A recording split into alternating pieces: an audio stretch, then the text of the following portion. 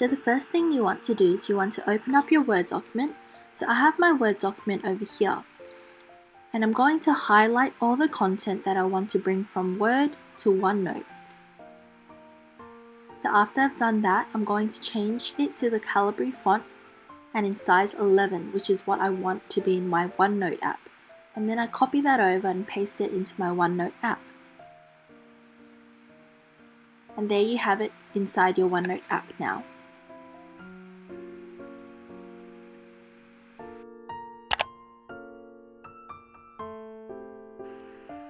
To format your notes in OneNote, you need to make sure that you use 2 columns. So make sure that your content is covering only half of the page.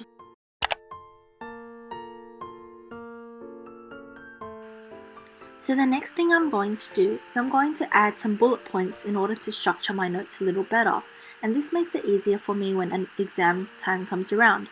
So just highlight and bold the important titles and make sure you use little dot points because the information becomes a lot more digestible that way.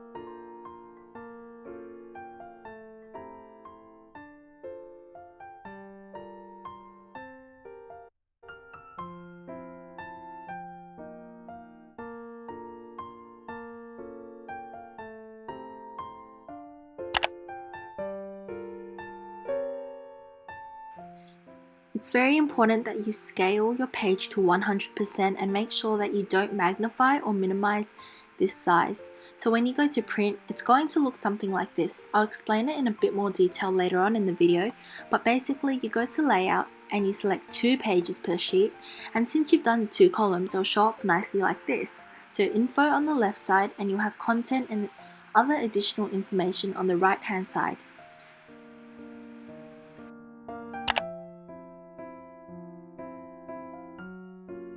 The next part of my note taking is that I abbreviate the longer words to make my notes as short as possible, even if it's a small word like this.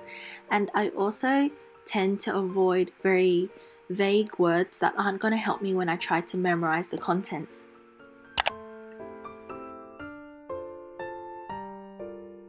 So we're nearing the end, and this is where the images, the graphs and the tables come in.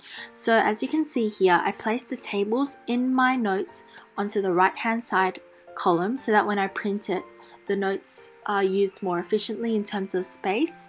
So I put all the images, the additional information and the charts and graphs and anything visual on the right column, whereas I put the content on the left.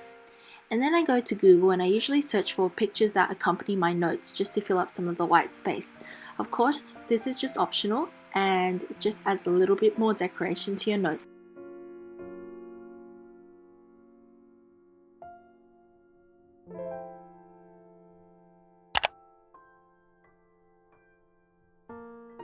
When you print, you want to go to layout and put 2 pages per sheet, and as you can see, it will print out very nicely and nothing will be cut off, as long as you stay to the 100% scaling, don't change it.